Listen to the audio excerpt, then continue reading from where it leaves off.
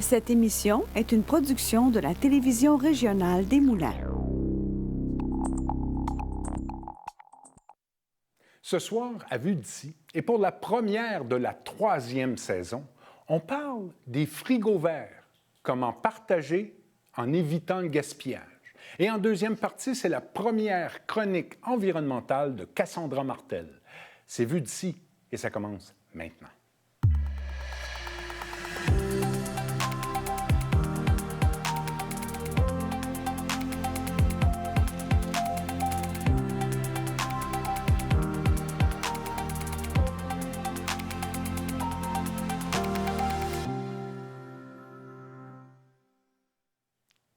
À vous à la maison, bonsoir et bienvenue à cette autre saison de Vue d'ici. Je suis extrêmement heureux de vous retrouver. Je suis surtout heureux de retrouver toute l'équipe de TVRM. On va tenter encore cette année de vous offrir des émissions. On va parler de sujets qui vous touchent, qui nous touchent.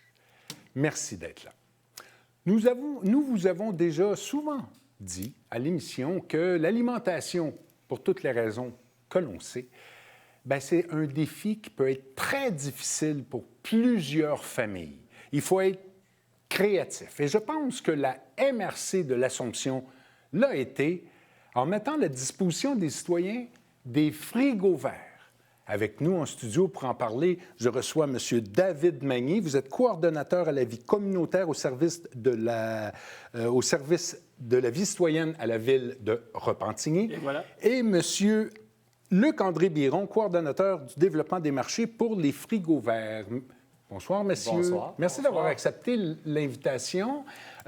Tout d'abord, on va parler vraiment de ce qu'est les frigos verts, mais pourquoi une telle initiative à la MRC? Est-ce qu'il y avait des indicateurs d'un besoin, d'un grand besoin? En fait, c'était une initiative de la table Solidarité-Pauvreté de la MRC, l'Assomption. On est plusieurs organismes qui se rencontrent sur une base régulière. Et l'idée était venue de trouver une façon de réduire le gaspillage alimentaire dans la MRC. OK. Ça a été la première motivation. Exact. Ça s'est transformé, évidemment. Vous avez une illumination. Qu'est-ce qui s'est passé rapidement? Ça a pris presque un an, là, de l'idée du jour 1 jusqu'au lancement il y a quelques semaines. 10 frigos ont été lancés sur le territoire. Puis déjà là, on voit que le public répond. Il répond bien, puis qu'il y a beaucoup de monde qui rouvre la porte pour venir s'alimenter dans le frigo. Et l'histoire du partage, c'est la fonction aussi de ces frigos-là. Oui, tout à fait, parce qu'il y a un scientifique à quelque part qui a dit dans une étude que d'aider les autres, ça l'aidait à être plus heureux. Oui. Donc, c'est un peu ça l'idée, c'est de partager. C'est un peu comme les croque-livres. Oui. Dans le fond, c'est un croque-livre de bouffe. C'est juste ça. Vous avez trop de concombres à la maison. Là, c'est le temps des tomates. Trop de tomates. Les tomates arrivent toutes en même temps. Mais parce que là, c'est 10 frigos que vous avez installés. Ouais. Des frigos. Oui. C'est vraiment c'est des frigos, c'est du gros format, là, avec un congélateur aussi là, qui est disponible là, à l'intérieur du frigo. Sur le territoire de la MRC? La MRC de l'Assomption, on en a 6 à Repentigny présentement. On en a un à l'Épiphanie. On en a 2 à l'Assomption. Je crois qu'on en voit un à l'écran, là. Exactement. Ils sont tous lettrés de la même façon, avec les commanditaires là, fondateurs là, aussi, qui nous ont aidés beaucoup dans la mise en place de ce projet-là. OK. Et ces frigos-là sont situés où? Sont à l'intérieur, évidemment. Est-ce qu'ils sont à l'intérieur? Sur l'ensemble des frigos, il y en a un qui est à l'extérieur. OK. Lui, il est à l'Épiphanie, à l'arrière des colatines de l'Épiphanie. OK. L'ensemble des autres frigos dans le territoire sont à l'intérieur dans des bâtiments municipaux, là, les centres, des centres sportifs ou les centres communautaires, là, selon la municipalité, sont à l'intérieur pour être disponibles, là, accessibles pour tous. OK. Maintenant, comment ça fonctionne? Ils sont là, il faut qu'ils soient pleins. Comment ça fonctionne? Dites-nous. Bien sûr, là, Luc-André puis l'équipe des frigos verts travaillent à faire des partenariats avec les restaurateurs, les cultivateurs, en plus, et les épiceries, tout ça, en plus, pour aller récolter ce qui va aller dans le bac brun. Parce qu'on va se le dire, là, il y a beaucoup de gaspillage. Donc, un tiers de la nourriture qui est produite est gaspillée. Donc, mais aussi, on invite les gens à aller en mettre. Puis c'est simple parce que sur chaque frigo, là, on les voit, je sais pas si on les voit bien, là, Luc André et son équipe ont fait des super fiches qui suivent les réglementations MAPAC. OK. Ça, c'est sur chaque frigo? Oui, il y a ça d'accroché après chaque frigo. On a aussi des étiquettes. Tiens, je voulais... on invite les Je ne gens... sais pas si on peut voir ici les étiquettes. On invite les gens à cuisiner de la nourriture, puis de venir coller l'étiquette dessus. On remplit la date, c'est quoi, on coche les allergènes, puis il y a quelques petites lignes pour un commentaire, exemple, très épicé ou fait avec amour. Bon, des choses comme ça. Voilà. Là, moi, exemple... Ça assure une certaine qualité. Exactement. Avec la date, ça permet au coordonnateur de s'occuper du roulement dans le frigo. Parce que si après quelques jours, on dépasse ce que le MAPAC recommande, bien, ça peut aller au congélateur. Exact. OK, je comprends. Donc, il y a une vigie de ce qui est dans les frigos. Exact. Je vous dirais environ à un rythme là, de 2 fois par semaine. OK, La quand même. tournée des frigos est faite là, pour s'assurer aussi d'une rotation. Parce que j'ai eu comme un frigo au centre Laurent-Venn. La personne est arrivée avec une boîte de 20 livres de tomates. Ils ont communiqué avec moi, je suis allé les chercher. J'en ai réparti un peu partout. Mais aussi, on a la collaboration de la Joyeuse Marmite à Repentigny qui nous fait aussi de la transformation Ça, pour c'est pouvoir faire intéressant de la aussi. sauce au dépotage aux tomates ou différentes transformations alimentaires qui font en sorte qu'on est capable de les redistribuer en plats préparés.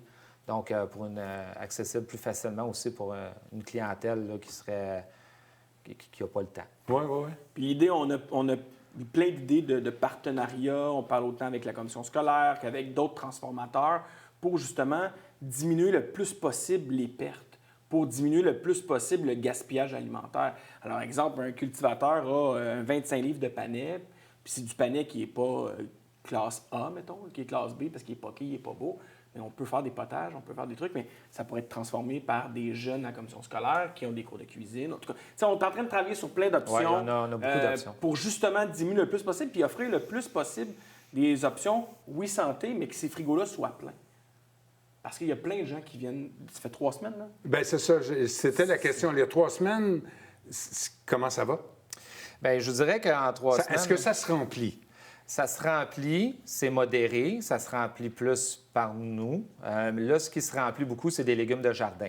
OK. Donc, des concombres, des tomates, on OK. en a.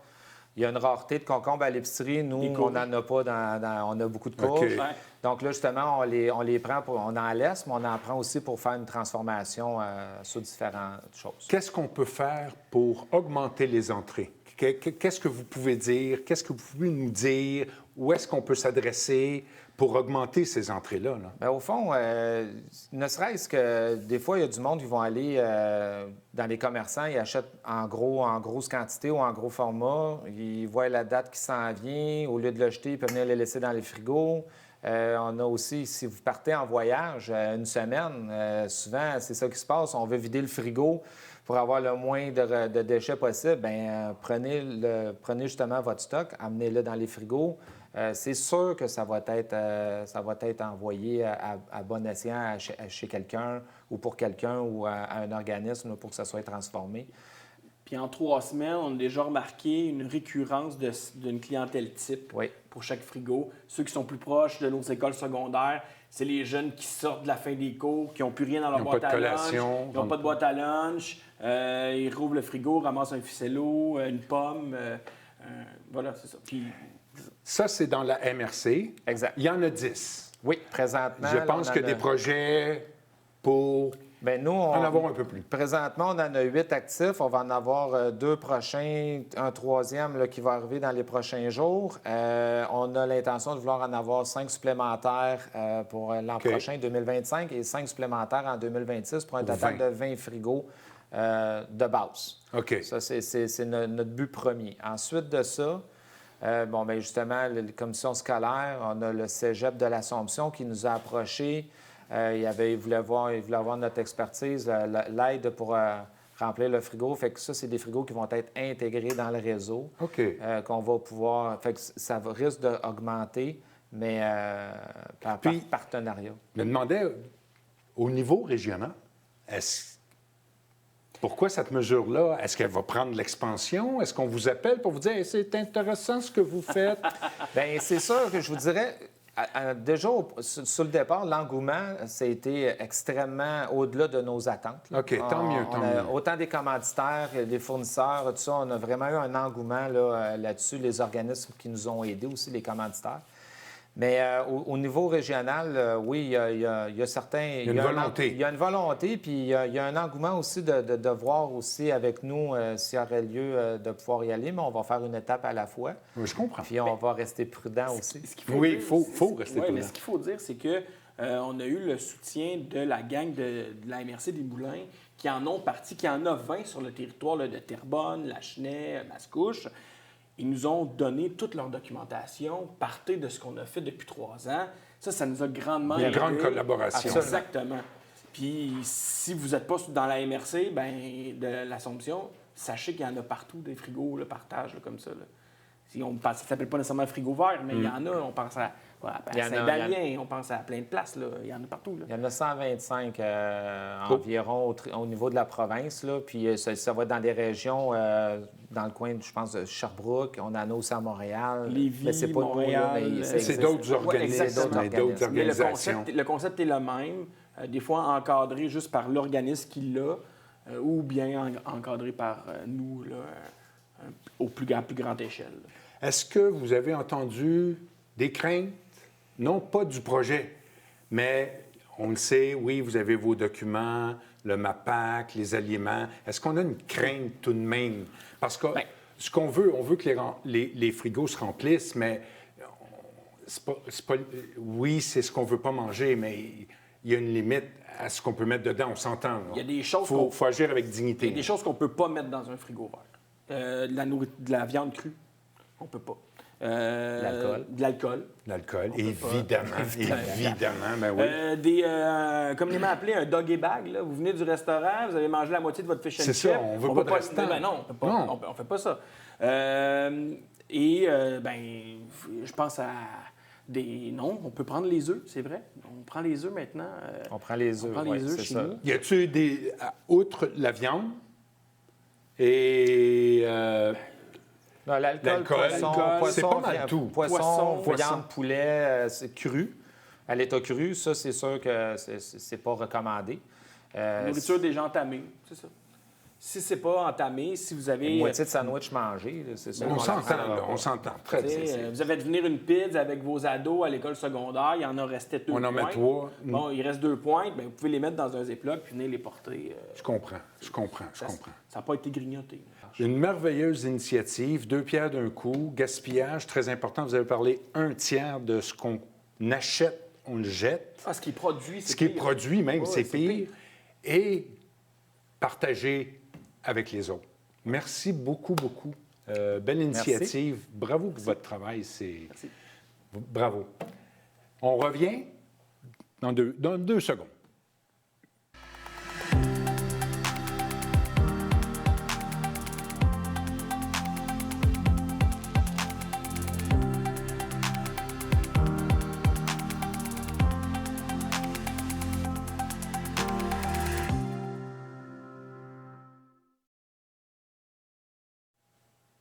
De retour avec vous.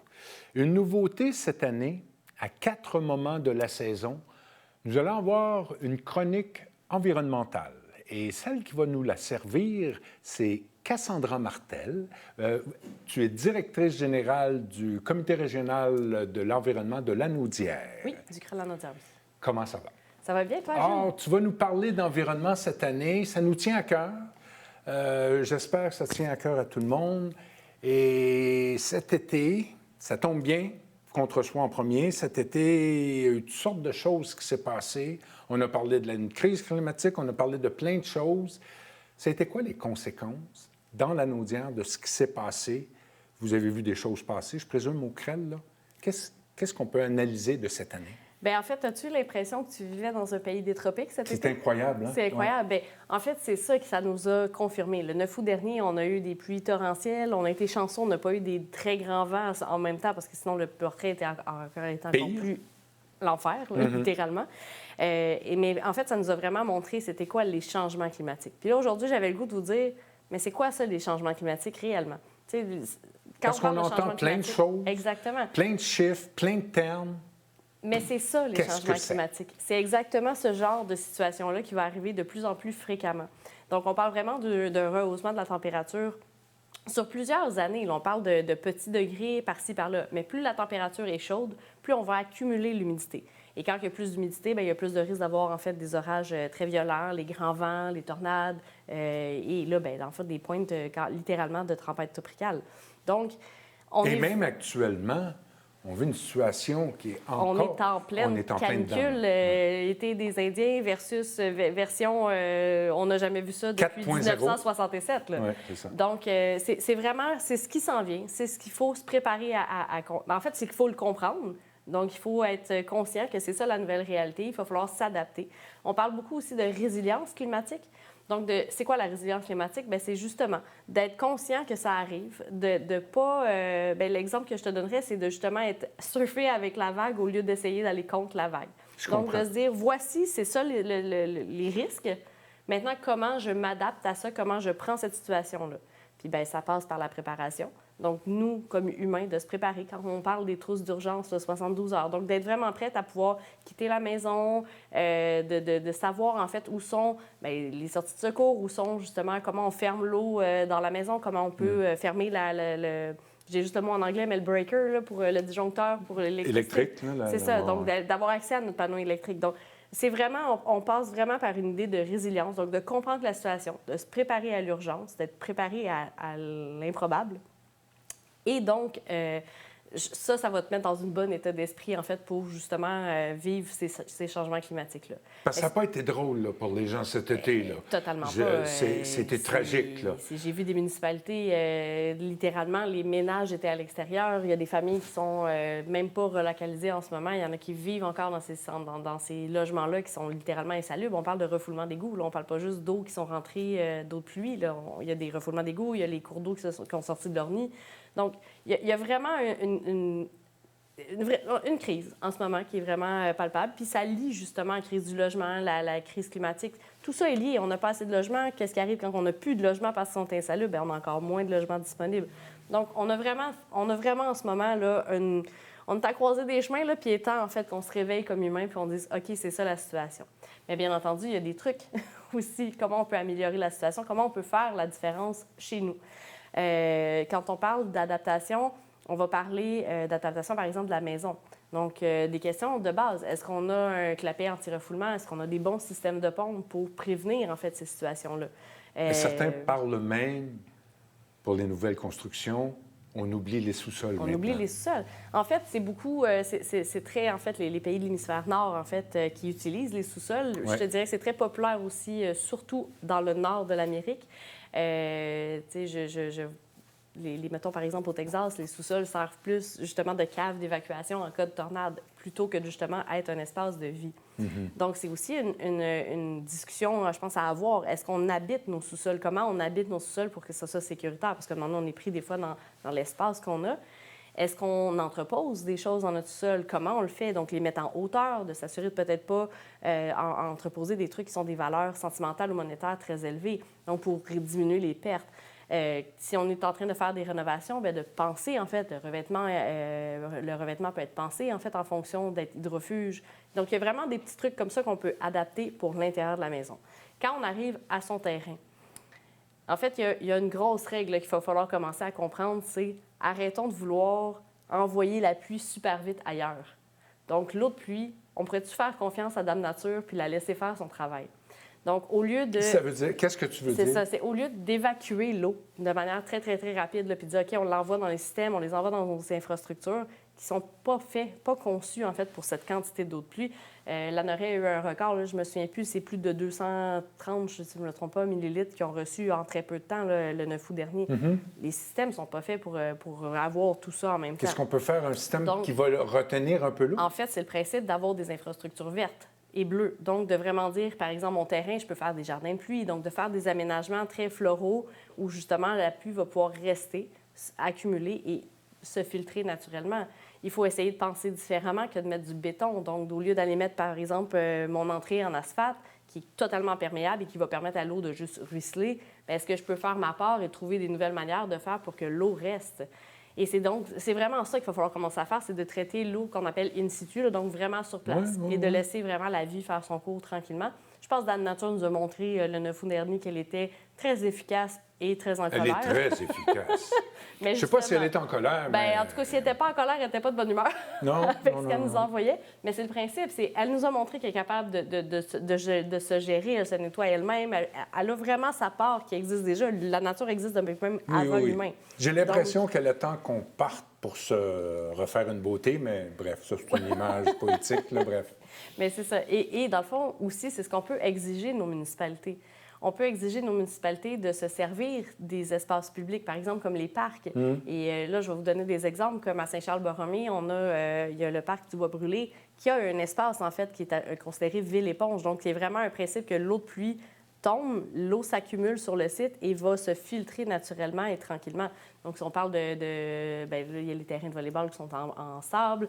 Il y a vraiment le stationnement qui est fait de manière alvéolée, avec vraiment le gazon qui est au milieu. Puis là, je dis gazon, là, mais arrêtons de mettre du gazon. On ne veut pas des terrains de golf partout. C'est correct un terrain de golf pour un terrain de golf, mais pour une maison, ça ne sert à rien. Le gazon n'a pas de système racinaire, donc il va juste laisser l'eau passer parce qu'il n'y en a pas besoin d'autant.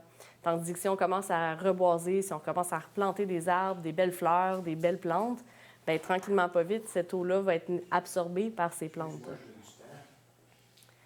Oui, continuez. Donc c'est vraiment ça. C'est ce qu'on doit, nous, comme citoyens, commencer à penser pour nos terrains et, d'un autre côté, aller vraiment penser aussi à demander à nos municipalités de s'adapter, elles aussi, et de faire les choses différemment. On risque d'avoir une bonne oreille des municipalités. Je pense qu'on va avoir une bonne oreille aussi des compagnies d'assurance. Oui, mais les entreprises... Les entreprises peuvent faire la différence. Aussi. Quand vient le temps, justement, que je parlais, tu sais, le béton, c'est le même principe pour une entreprise. Est-ce qu'on est obligé d'avoir 300 places de stationnement pour une entreprise? Est-ce qu'on ne pourrait pas encourager le transport en commun, encourager le covoiturage, diminuer notre nombre d'espaces et redonner du verre?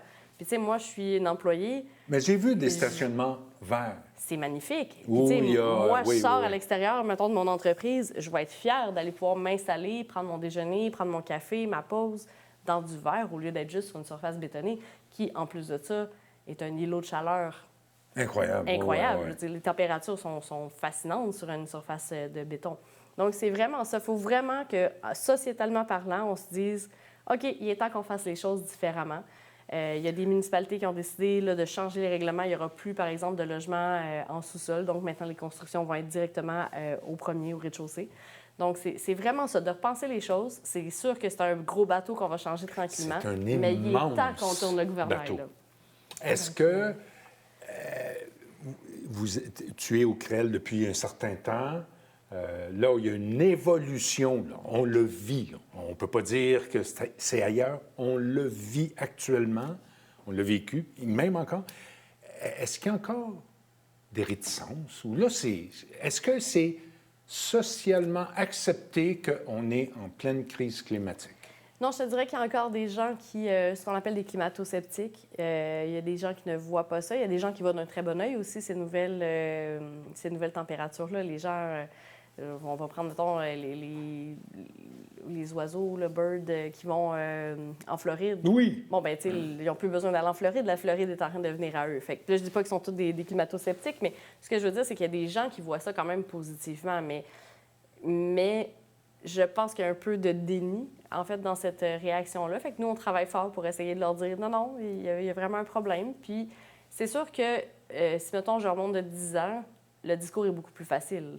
Et je le vois juste avec les élus. On a eu des montées d'élus là, qui étaient beaucoup plus verts, écologiques, environnementales, qui veulent faire les choses différemment. Où sont-ils? Où sont-elles? Ils sont un peu partout sur le territoire. Pour vrai, ils travaillent très fort. Là. Il y a vraiment des gens qui poussent, mais c'est ça. C'est pour une personne, il y en a tout le temps son opposé.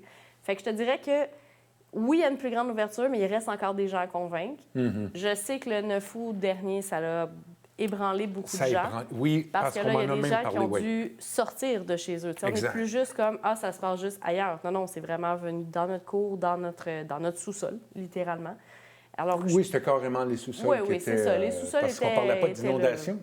Bien, il y en a eu. Il y a eu quand même beaucoup d'inondations. Il y a des rivières. Beaucoup de Mais il y a eu refoulements beaucoup de d'égouts. C'est vraiment... je pense qu'il y avait eu 70 000 réclamations. Puis ça, Ouais. c'est juste les réclamations d'assurance. Mais il y a des gens qui n'étaient pas assurés. Donc, Hmm. il y a vraiment Maintenant, au CREL, rapidement, il se passe quoi bientôt? Qu'est-ce qu'on va entendre parler de vous? Qu'est-ce qui se plein de passe? choses. En fait... Là, il y a les BAP bientôt, hein? Vous Oui, allez participer. c'est ça. là. Là, on est en train de se préparer. Je vous dirais que c'est ça le gros sujet là, en ce moment. On a les sites d'enfouissement qui arrivent à pleine capacité. Donc, il y a des BAP donc, pour aller chercher des superficies supplémentaires.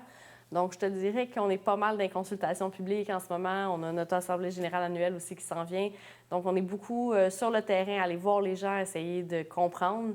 Parce que plus qu'on comprend, plus qu'on peut informer. Et d'essayer de Mais sensibiliser c'est le les gens. but, je pense. Là, je m'en ai dire, sensibiliser. On est même au-dessus de ça. Là, c'est de l'information, de la prise de conscience, je Oui. présume. On est rendu là. Et là, on veut essayer de créer aussi des guides pour accompagner les municipalités. Donc, on travaille beaucoup avec les municipalités aussi pour répondre aux besoins. Les entreprises s'ouvrent tranquillement pas vite à nous aussi pour dire, bon, mais qu'est-ce que je peux faire, moi, comme citoyen corporatif, comment je peux montrer l'exemple. On est beaucoup dans la matière résiduelle, beaucoup justement dans le verdissement. Donc, c'est ce qui s'en vient dans les prochaines semaines. Fait que rester à l'affût, on va peut-être avoir des petits guides à partager. Mais le je sais but va que vraiment être aussi de venir ici puis de vous parler de ça. Tu là. vas revenir parler, évidemment, des sites d'enfouissement. Et revenons au neuf. Cette journée-là, ça l'a rempli plus qu'il faut les sites, justement. Là. En une seule journée, ils ont atteint, si je ne me trompe pas, c'est la même quantité qu'il y aurait eu dans tout le mois d'août au complet en une seule journée. Puis là, on parle pas, bon, c'est pas tout qui est rentré en même temps. Là, les gens, on a démoli tranquillement, pas vite. Ouais. Mais c'est vraiment un taux de matériaux de démolition qu'on n'a pas prévu, en fait, dans notre plan. Quand on fait un plan, justement, de gestion des matières résiduelles, oui, tu te mets sûrement des petites zones d'incertitude. Tu Oui, vas oui, peut-être avoir des je trucs, mais comprends. à ce point-là, je pense pas qu'il y ait personne qui l'avait vu venir. Là. Cassandra, ce fut un plaisir. J'ai hâte de te revoir. Ça Parlons va dans un mois. Dans un mois, et on va peut-être parler des sites d'enfouissement un petit peu. Peux-tu nous dire en gros ce que tu veux nous parler aussi? En fait, je pense que j'ai le goût de vous expliquer c'est quoi un BAP, parce que vous allez entendre ce mot-là très souvent, puis c'est comment on peut s'impliquer comme citoyen pour donner notre opinion et comprendre ce qui se passe aussi dans nos sites d'enfouissement technique. C'est un rendez-vous, c'est un rendez-vous. Merci de l'invitation. Merci à toi. Je vous remercie à la maison et on se revoit dans une semaine.